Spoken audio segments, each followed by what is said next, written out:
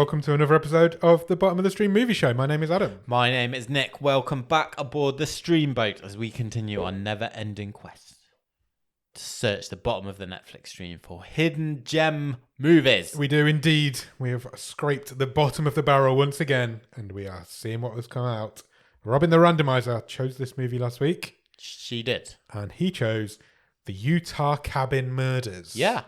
The Utah Cabin Murders was released in 2019. Wow. It's an 18. It runs for 1 hour and 25 minutes. It's currently rated a 2.7 out of 10 on IMDb. That's really low. 2.7 is really low. It's extremely low. Until you think of what other films this director has done. But we'll get to that. This movie stars a guy called Lee McQueen. He plays Von Taylor. You might recognise him. He's been in 3 episodes of Pennyworth. I've not seen Pennyworth either, but a lot of people have. It was the Alfred Pennyworth spin-off HBO Max. What I would say about Lee McQueen is that he, to my mind, just looks like the brother of... I'm really sorry, I don't know the guy's name, but he's the uncle in the Goldbergs, and he's in the Fantastic Beasts movies. Yes, I know who you mean. I will look for his name, but he looks... in my brain, they look similar. like the you same were right. person. He is very similar. They are very similar looking. This film also stars a guy called Derek Nelson. He plays Ed Daly. This guy's been on this show before. Has he? Surprisingly enough. I can't believe it. He played Billy the Butcher in Werewolves of the Third Reich. Okay. He's a frequent Andrew Jones collaborator. He's been in quite a lot of Andrew Jones' movies. Dan Fogler is That's who the I'm thinking dude. of. He's Derek Nelson is in a lot of Andrew Jones's movies. Sure. This movie also stars a lady called Tiffany Ceri. She plays Linnea, apparently. We'll get to the names in this movie at some point.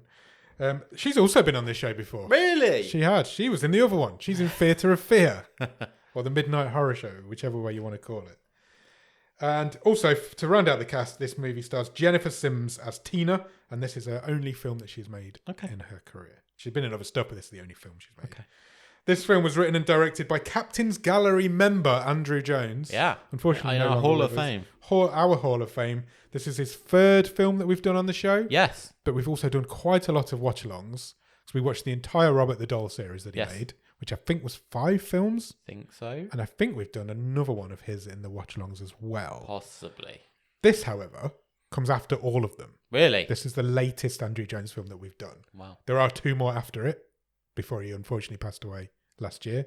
But yeah, this is the latest one that we've done of his movies.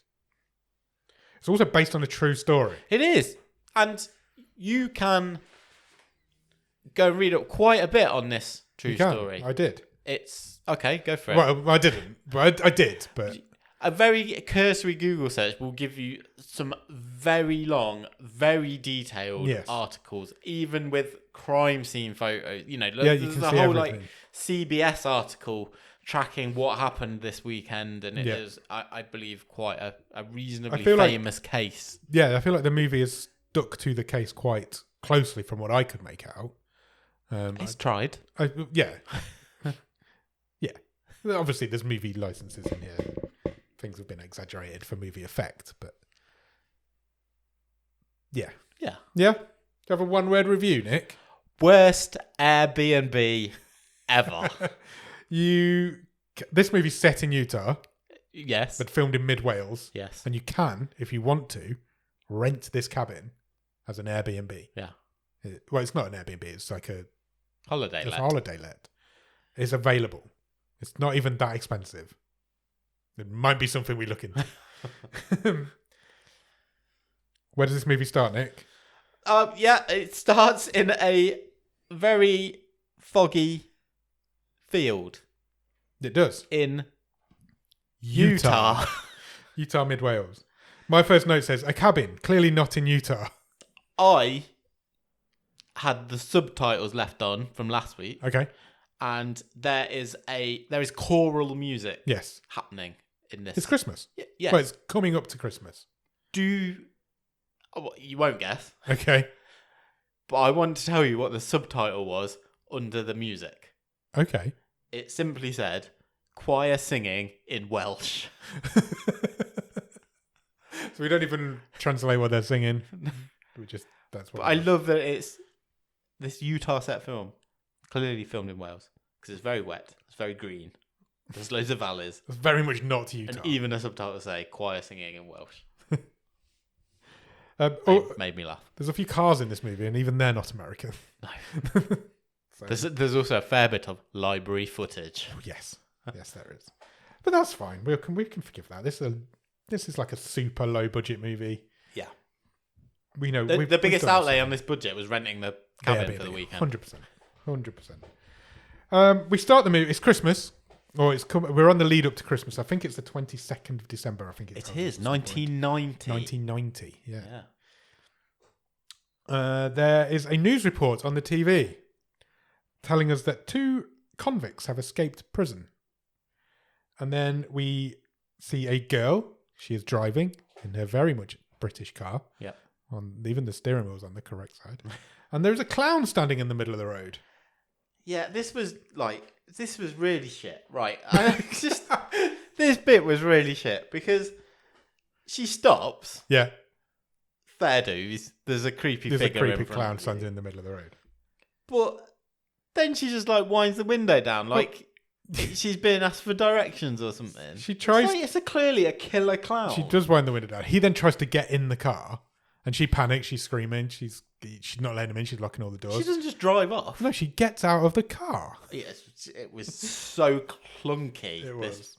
I love this sort of shit. She gets out of the car. Car. Yeah. He then clubs her in the head with a baseball bat or whatever it was, and the film cuts into its title card, and it cuts out and it says Utah, 22nd of December, 1990. A man is angry at the news. Yes, we meet a family. We're meeting a family.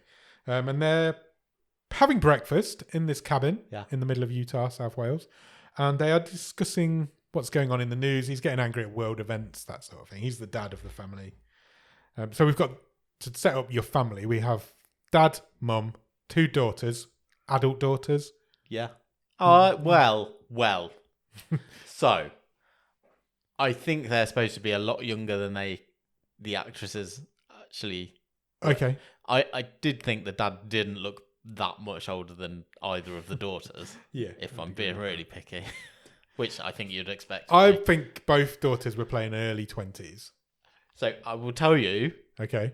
That and this isn't everything, but the real family. The real family, the 2 daughters, were, I think it was 16 and 14. That's not what these 2 are playing. 100% is not what these 2 are playing. That has been raised for cinematic effect. I would say potentially doubled. Yes. Agreed. So yeah, they're all having... Well, then again, they do... Oh, that's brain fogged me. They're having... Oh, there's grandma as well. Grandma, yes. Mother's mother. Correct. Also here. The dad decides he wants to take one of the daughters into town to do some present shopping. Last minute shopping. She doesn't want to go. There's a weird atmosphere between youngest daughter, Tina, and mother. Yes. Which is never explained other than there's the odd reference that she's not the favoured child. Yes. But she also didn't appear to want to go with her dad. But it might be because mum and grandma and other daughter were going somewhere else and she wanted to go there. But she hadn't been invited She hadn't been invited with them. Yeah. Can we discuss names of characters? Yes. Before we start? I don't feel like any member of this family was ever given a name during this movie. Nobody was ever referenced by name. I think later... The 2 killers weren't until very later when the uncle came later and reported to the police, he literally went, my brother...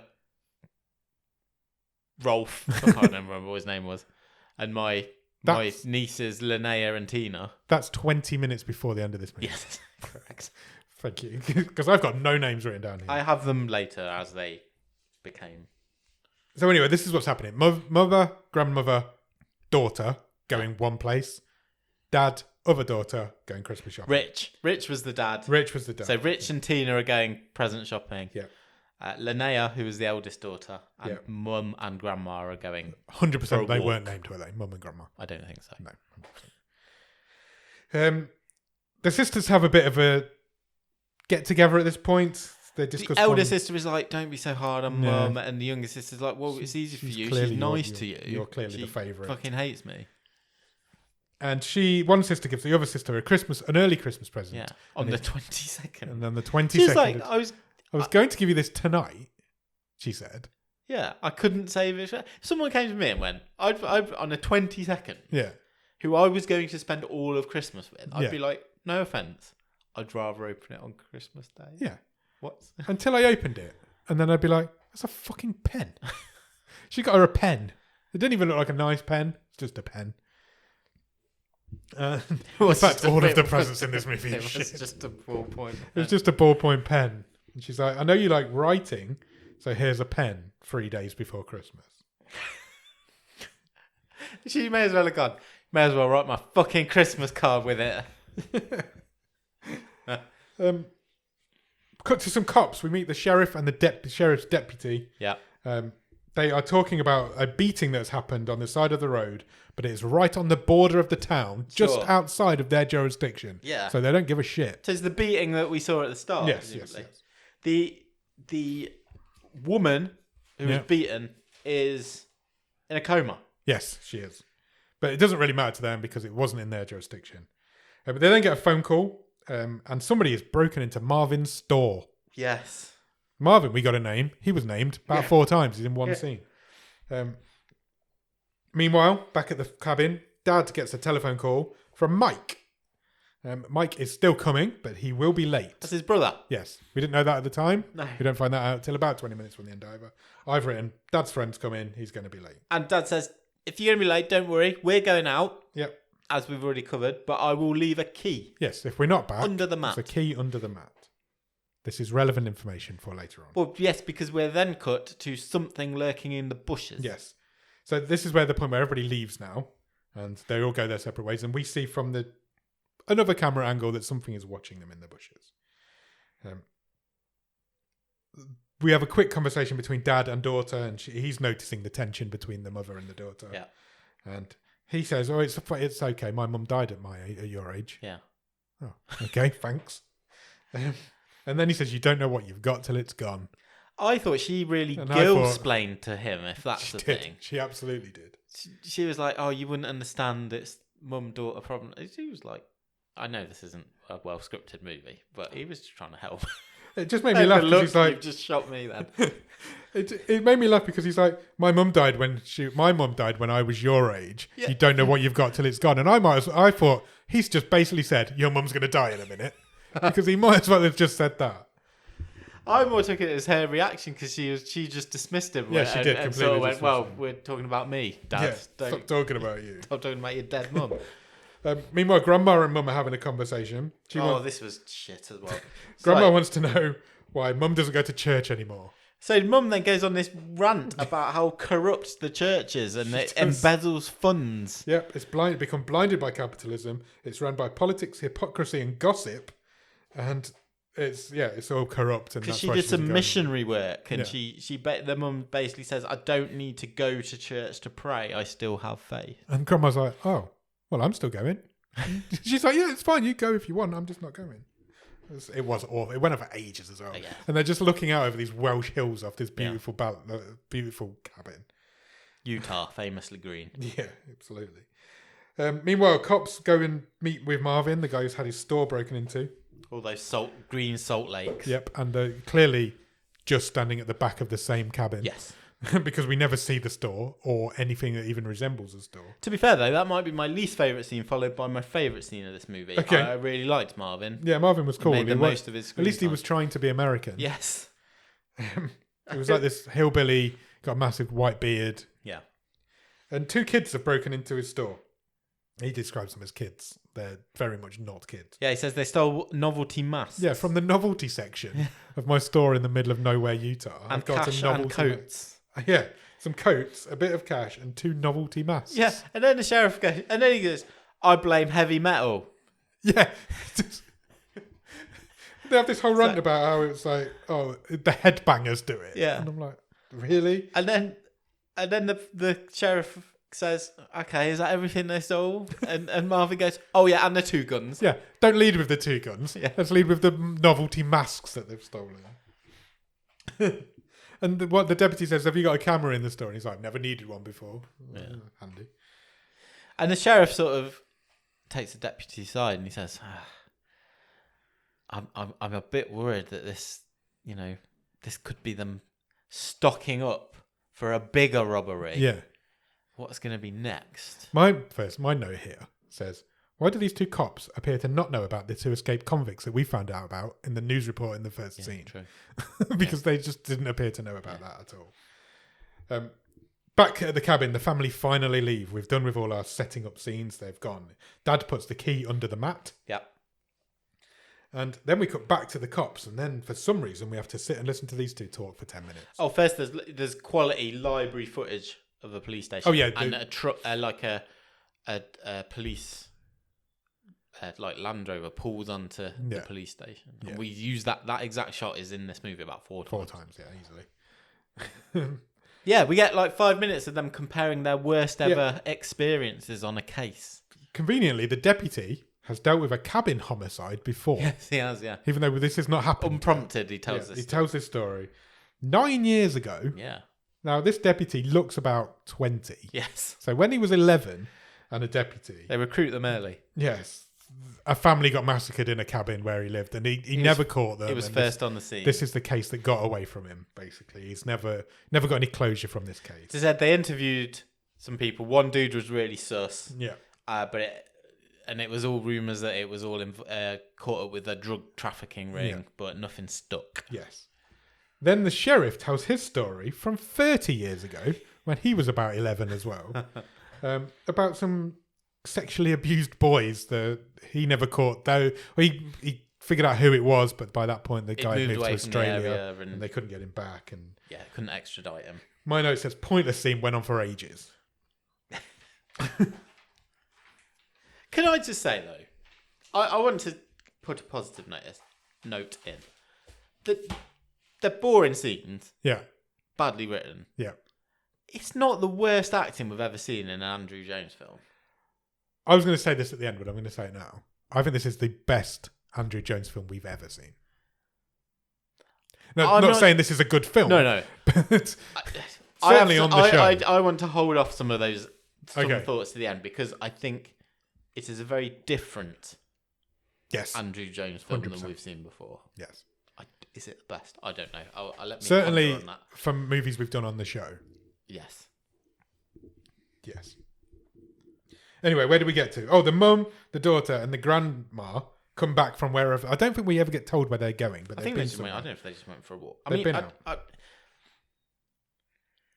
Yeah, carry on. They've been out and they come back, and when they get back, the place is a mess. The rooms are all asunder. They are. The Christmas presents have been opened. Yeah. And the daughter goes upstairs to check on her bedroom, and she goes into her bedroom. It's all asunder, as you've just used that great word. And suddenly she is grabbed from behind by a clown. She is. And downstairs, meanwhile, the other clown, the two old, the mum and the grandma do not notice that this clown's got a gun pulled on them for a good few minutes. But yeah, they're getting held at gunpoint by another clown. And the daughter gets brought down. So we've got 3 women being held captive by 2 clowns. Correct. Grandma they hand over their money, but they've only got like loose change. Yeah, they do. They say, empty your wallets, what you've got. They haven't got a lot. Grandma is asked to hand over her purse, and she turns into Mrs. Badass Grandma. She's an absolute arsehole. But she is, though, isn't she? Yeah. The way she's acting in this situation. Yeah. She puts everyone in danger. Yeah, 100%. Just she's give the reason. her your purse. She's the reason all of this happens. Yeah. She flatly refuses to give him a purse until he really pisses him off. She really pisses the guy off until he puts the gun to her head and starts counting backwards from 3. She's praying. Yeah, she is. He gets to 1 and she gives in. She's like, okay, here's my purse. But then there's not much money. So the lead clown is like, oh, well, maybe we'll wait for Pops to come back. Yeah. And just as the scene's about to finish, the grandma says, I feel sorry for your mothers, which I think is a great line. I think it's the line of this movie because it really pissed them off. Yeah. And it's the reason the rest of this movie happens. And he's like, say that again. Yeah, he makes her say it again. And he gets her to gunpoint, he's got the gun to her head and he makes her say it again. And she does say it again. And he pistol whips the daughter to punish the grandma for what she said. And the grandma starts praying again. And he says, where's your God now? Your God's not here to help you. Why don't your God just strike me down right now? It's very anti-religious, this movie. And then, when she's finished, he makes her finish the prayer. She finishes the prayer. And he says, Amen. And then shoots her in the head. Yeah. Grandma's the first one to be murdered in this movie. Dead. The two other women scream. There is the first signs of clown dissension. There is indeed. Because this... What a great line. Clown dissension. The sub-clown, Yeah. as I have had to call him in my notes because I didn't know what he was called, Yeah. is like... They that are wasn't good, in the yeah. plan. Yeah. Killing people wasn't in the plan. Yeah, we never planned to kill anybody, even though we clubbed this woman earlier. And Dom Clown is like, I ain't bothered. Yeah. What's a dead old woman? So the guy who didn't want to be killing people is the clown that clubbed this other woman to death earlier on. Yeah, that's true. He was on his own at that point.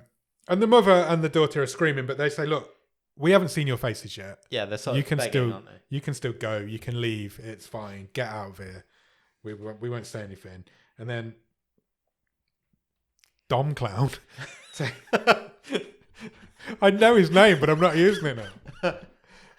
He takes his mask off and makes them look at him. And he's like, we don't want to leave any witnesses. Yeah, we're not leaving any witnesses. You have seen my face now. And so the mum says, right, take me as hostage. Leave my daughter here. And she won't say anything because you've got me as a hostage. Yeah. Good plan. And Dom Clown says, we'll take one, but the other one has to die. Yeah. So make your choice. And they won't. They're panicking. They're crying. Yeah. So he does eeny, meeny, miny, mo. He does. Eeny, meeny, miny, mo. Shoots mum in the head. It's just how the rhyme goes. Yeah. He shoots the mum in the head, and the daughter screams, and then suddenly it's outside and running away. Again, terribly edited. She just stands up and walks past them. She does. And they make no effort to stop her whatsoever. And suddenly she's outside. She's completely outside and Dom, it's miles away from Yeah, and Dom Clown says to Sub Clown, go and get her back. Go and catch her, please. So we have a clown chase going on. And did you notice, because it was all a bit Garth Marenghi, Yeah. when you've got like two side-on shots of them running, Yeah. and like Sub Clown runs like no human. Yeah. Well, he runs like I can't see where I'm going out of this mask. Yeah, That's basically. exactly what he's doing.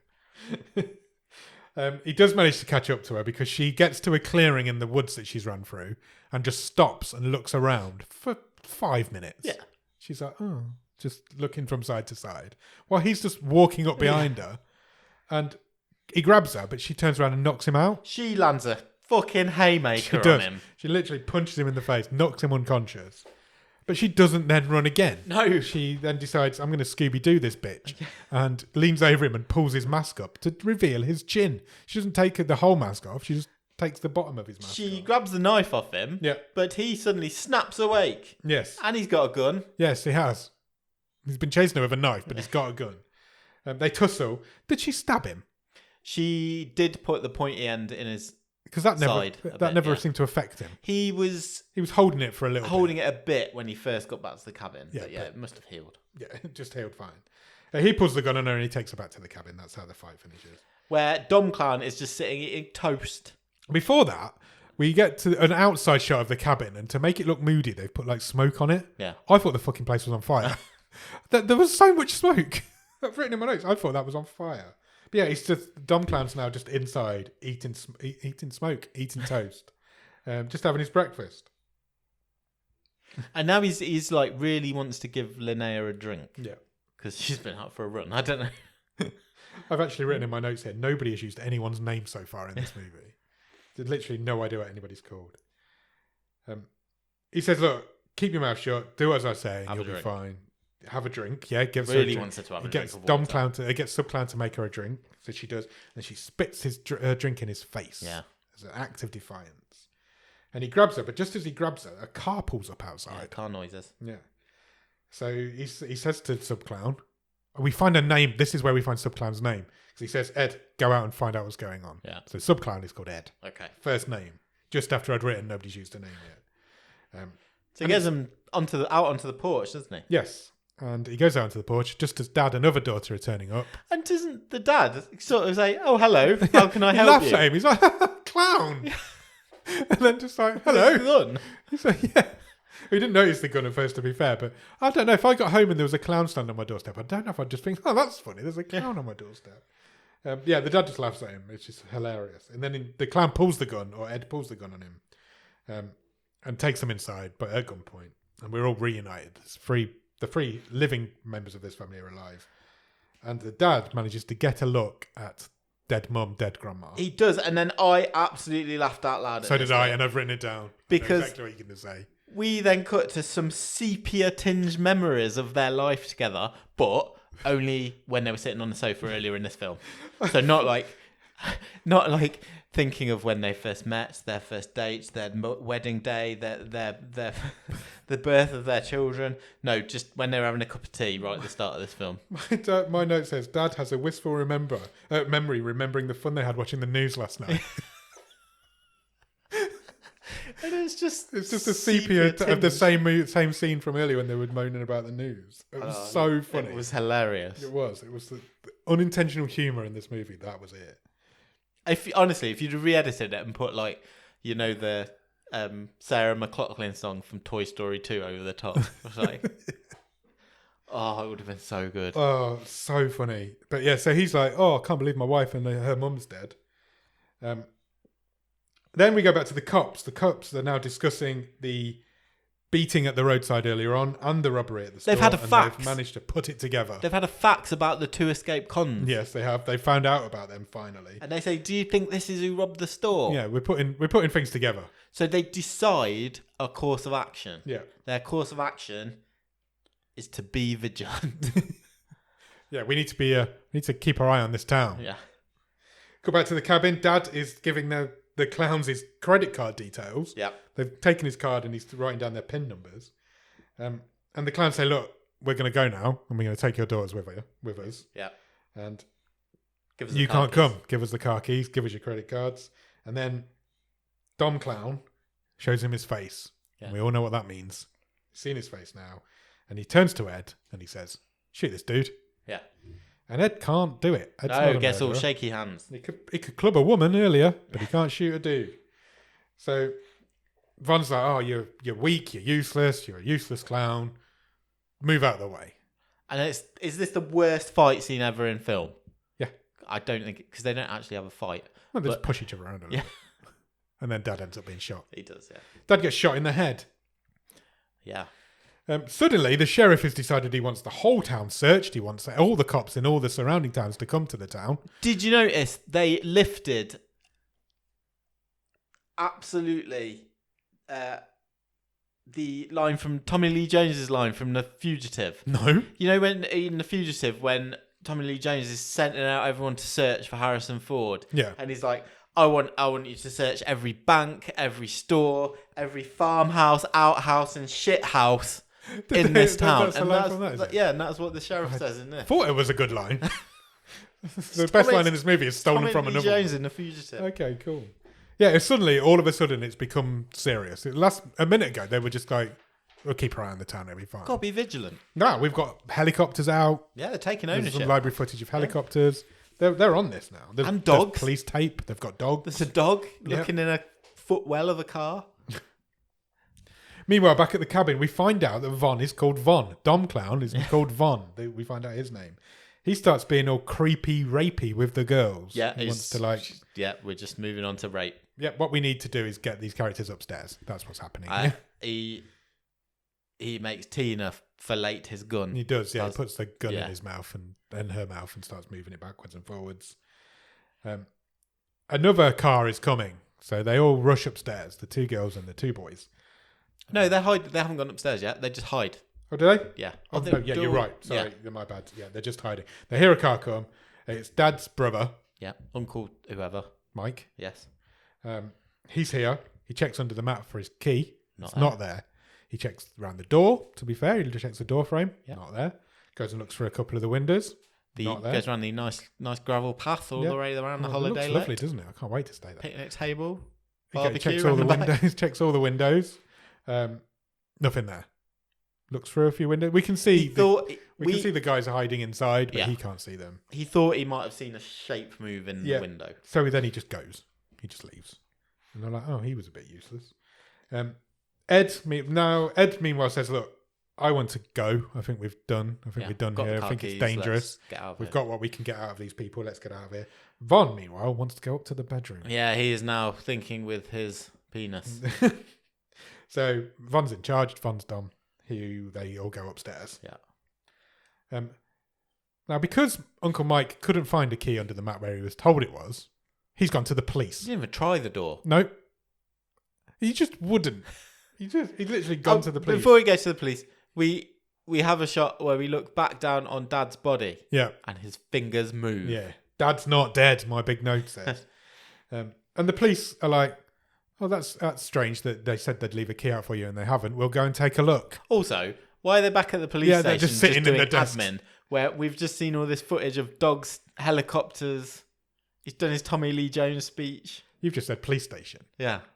Police station or spare bedroom in this same cabin? Yeah, clearly the police Clearly it's station the same. is another room in the cabin. Yeah. They agree to go and have a look. Dad, meanwhile, we find out is not dead. He does have a bullet hole in his head. However, he is absolutely fine. He gets up. No exit wound. That bullet is in there somewhere. Yeah, but he's all right. He gets up. He gets to the telephone, and he dials 911. He does.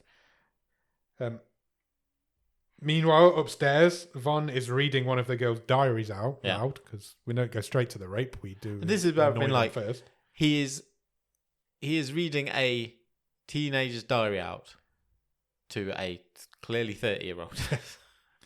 Yes. One of the girls goes for him and he knocks her to the floor. And then we cut to the car. The cops are in. They're on their way to the cabin. Yeah. And the dispatcher says, I've had a 911 call from the cabin. Yes. That you're on your way to. And he's like, well, yeah, we know. But then he's like, remember those cases we were talking about earlier, or the ones that got away? Yeah. I'm not adding these ones to the list. Yeah. This is going to be another one. Yeah, because the deputy's like, oh, do we need backup? And the Yeah. sheriff's like, no way. Well, we do, but it's going to take a while, so we'll do this on our own. Meanwhile, back at the cabin. Can't take that long. There's helicopters in the air. Above this tiny little Utah town. Von sends Ed downstairs to get a can of gasoline. Yeah. We weren't really going to burn this place to the ground as well. When Ed gets downstairs, the first thing he notices is a bloody handprint on the phone. Yeah. So Dad's lying back on the prods floor. Dad, He who does. is unresponsive. Dad's lying back on the floor. He's got back in the position. Got back in the position, like Jigsaw. And he prods him and he doesn't move. So Bron's like, oh, well, maybe it was there. Maybe it was there all along. And then he hangs his mask up on the hat stand. He does, which made me laugh. Because I thought that was going somewhere, but it didn't. But it just made me laugh. And when he gets outside, the deputy is there, catches him. Ed goes to run away, and the sheriff comes around the corner and punches him and knocks him out. The noise this punch made. Yeah. My God. It's like a tree being felled. It was, and he shot into the side of the building as well. He flew into the side of the building. It was funny. So yeah, they've got him. Like it sonic boomed him from Street Fighter. Fighter. The second time 2 he's been knocked out in this movie as well. The sheriff then goes into the house and the dad's there and he's like, don't worry about me. I'm all right. I've just got a hole in my head. So got a bullet in there. The girls are upstairs. Go and sort out what's going on upstairs. Von then looks out of the window because I think he heard the noise of this supersonic punch. Yeah. And he can see that Ed's being arrested. So he starts panicking a little bit. He starts screaming. Tina takes the opportunity to stab him with her pen. Yeah, the pen that she got for early Christmas Pre-Christmas. present earlier. She stabs him in the back with it, and he screams like he's been stabbed with a red hot poker. Yeah. And then they pull the gun on him, and they've got do. him at gunpoint. And one of them says, "I refuse to be your victim. You now must pick death or balls." Death or balls? Brilliant. She says you must choose between instant death or life without balls. Yeah, death or balls. And then she starts eeny, meeny, miny, mowing at his balls or his head. She lands on balls. She does land on balls. And as she lands on balls, the sheriff comes in. He pulls a gun on her because she's the one with the gun. She's like, don't do it, you'll regret it. I'm like, fuck, it's like the end of 7. He's screaming at her to put the gun down. Eventually, the other sister makes her put the gun down. Yeah. And he just arrests Von with no struggle. This guy was prepared to die or lose his balls a minute ago. Yeah. He was screaming at her to shoot him. He was like, I would rather die than go back in the clink. Yeah, and then when the sheriff walks in, he just puts his arms behind his back and goes away like a good little boy. I'm like, he literally didn't even say anything to the sheriff. He just gets his hand tied up. and then we get more sepia clips of happier times of earlier in the movie. Having a cup of tea, watching the news. Yeah, having some breakfast. And then... What? And that's what it. is this? That's basically it. And then we get two really, really weird epilogues. Yeah. So the first one, the deputy comes into the sheriff's station and he says, you need to see this VHS tape that we found in the cabin. We thought it'd just be happy family memories, which they don't have. They're just like watching the news and stuff. But what it actually is a video of Von and Ed recording themselves having a Christmas. So there was a video camera there somewhere. There was, presumably. And they filmed themselves opening the gifts of this family. Yeah, so it's them in the cabin before everyone came home. The bit we didn't see. I was like, opening is the this gifts. Be funny? What's going to happen here? But it's not. It's it literally them opening gifts going, this is shit present. Yeah. Socks. I didn't know if we were supposed to be feeling sympathy for them because they'd never had a Christmas or... But yeah, there's some socks, some boots and a mug. So this family had brought themselves socks, boots, mug, pen. The cabin wasn't cheap. Well, no. But come on. It's Christmas. It was the shittiest little Christmas tree as well, wasn't it? It was like one of their mini ones. And then the film ends at this point, and we get some screenshots of what happened at the end of the true story, which I have got, so I'll read those out to you. So there's 4 like text paragraphs that come up on the screen. Well done. And the first one says, neither Von Taylor nor Edward Delly cooperated with police. The sheriff's department had to piece the evidence together themselves. They believed they had 2 ironclad cases. During court proceedings, Taylor pleaded guilty to 2 murders. In exchange, the other charges against him were dropped, but he still had to go before a jury who would decide his sentence, life in prison or death. He testified, but was argumentative on the stand and had convenient memory lapses. He showed little remorse and even claimed he didn't recall firing a gun. The jury sentenced him to death. Edward Jelly chose to go to trial. His attorney argued that it was Taylor who did all of the shooting. The verdict, second-degree murder, which meant the death penalty was no longer an option. The jurors said there was one holdout on a successful verdict for a stronger penalty. The rest realised that a hung jury would mean subjecting the family to yet another trial, so they compromised and convicted him on the lesser offence. While Delly seems to have accepted his fate, Taylor has repeatedly appealed his sentences. The survivors, Linnea, Tina and Richard, were all key witnesses at the trial of both men. He actually did get, according to the facts I've read, he did get his death sentence quashed in 2021, but it was then reinstated in 2022, and he's still on death row to this day. That I thought, well, that's the end of your movie. Or is it? Because these 2 30-year-old, 16-year-olds go back to the cabin 10 years later, where they're now 30-year-old, 26-year-olds. And I think this is my problem, because we've seen so many of this type of movie, specifically by Andrew Jones as well. And I was like, there's going to be another fucking clown there or something. Yeah. Do you know what I mean? Some ridiculous ending that's not an ending. I'd have preferred that, to be honest. But no, this is just it's trying to be really worthy. So it's the two of them going back to the scene of the crime, sort of talking about how they are strong women and this experience made them more. She says it made me more protective. Yeah, I've recently realised that none of this was our fault. They don't blame themselves, and I regret not having more of a relationship with my mum. Yeah, the cabin, meanwhile, has not changed an inch in the last 10 years. No, I think even the bloody handprint was still on the front. Yeah, it's just these 2 like being all pensive and remorseful about what had happened to them, and then the movie ends. Yeah, unnecessary would be the word. Yes, but it's trying. I assume this really happened. I assume those 2 girls went back and got some clearance. But it's trying to do closure. More, isn't it, than your normal Andrew Jones movie? Yes, 100%. It is. He is trying to tell He's telling not be serious, but he's telling a true story, and he's trying to be respectful of that. I know we took the mick out the scene where the grandma and the mum were talking about their issues with church, and then the 2 cops talking about the worst cases they've seen. But and it's not well done, but that is an attempt at actual character development. Yeah, 100%. Which we've never seen. We have never seen from him before. In these movies. No. I think there was one Robert film that was a lot better than all of the others, and that's because it had more. They did one in America, and it had a lot more budget than the others. But like I say, maybe he was developing as a filmmaker at this point, and it's a shame we never get to see more of that. But you can only do so much when your budget is a piece of string. Yeah, And 100%. a bag of opal fruits. Yeah. Well, it's literally £600 for 3 days in this cabin or whatever it would have been, and however much you're paying your actors. Yeah. Because every single film was filmed in that cabin. Every single scene was filmed in that cabin. It's still a bit boring though, isn't it? I don't know if I was bored of it.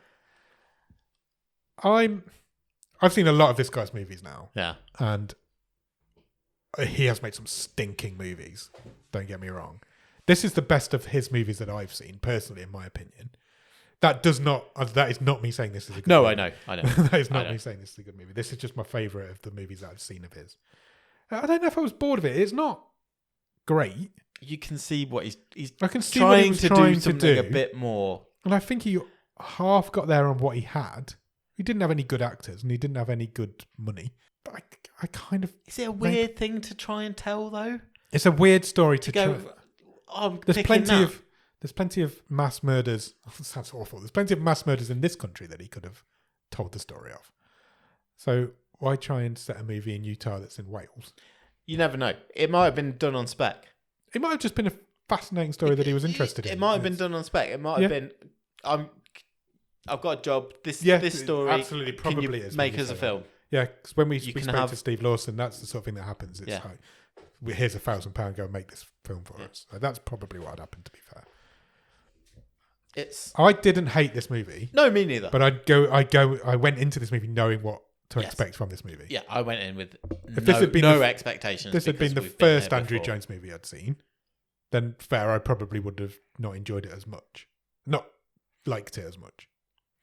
It's the most grounded thing we've seen of his. It's the best of his we've seen. It's better than Werewolves of the Third Reich. I was just going to say it's no Werewolves of the Third Reich. That's a very... Werewolves of the Third Reich was dog shit. Yeah. You know it was. So was Theatre of Fear. Yes. That was good because we just laughed at that. Yeah. I don't feel like I laughed at this. I laughed at this a lot. I don't feel like I laughed at this as much as I laughed at that. But I feel like this was more of a film than the others. But it's got that. It's got the stories built in. The story's there. Apart from the terrible acting, the sepia, the unbelievable setting, the library footage, the terrible fight scenes, I quite enjoyed it. The two guys who played the two clowns were okay. Yeah, they were fine. That guy was the guy who played Von Taylor was creepy, intimidating, at parts. So I don't know. I just feel like I got more out of this one than I have out of any of his others. No, I think that's fair. Yeah, I think that's fair. That being said, it's still a terrible movie. On the Andrew Jones curve, yeah, that's fair. It's an awful movie. Yeah, but he knew what he was doing. He knows he's not out there making epic blockbusters. Yeah. He knows that he's making movies like this and B movies and stuff. So this is not a slight on him at all. We've watched about 15 of his movies. What we say about him, we say in pure love, because I absolutely love this guy's movies. What's the best thing about it? Is it the fact that this is the first movie, genuinely, that we've done on the show that we could quite easily go and live in? We could go for 3 days and live in this cabin. I think it's that. I think it's accessible. I know we've been to the film set of Pentagram, but I think you can't live there. I think this is just... There's something likeable that it's just... They've just rented a cabin for the weekend and made a film. I love that. And I absolutely love that. It's to be applauded. I've got a new ambition in life, and that is to rent that cabin and watch this movie in that cabin. I need to do that in my life. That's now. eminently achievable. Absolutely, I'm 100% doing it. Whether you come with me or not, that's happening. What would you change about it? You don't want to change anything because it's a totally different thing. It is what it is, and you could change loads of things to make it a proper film. Yeah, but do you want that?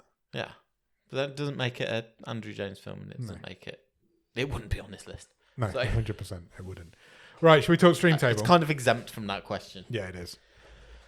Yeah, absolutely. I feel like it might be the last Andrew Jones movie we do as well. I don't know if there's any more on the long list. I don't know how many more there are. Maybe Maybe we could complete the set on a couple of watch-alongs. There's the Curse of Halloween Jack. There's about 5 of those. That's what he did straight after Robert the Doll. Okay. So that's like a scary pumpkin-faced dude. Okay. I've enjoyed talking about this movie. I love talking about these movies. They're the sort of movies that I want to be doing on this show every week. Shall we talk Stream Table? Sure. Do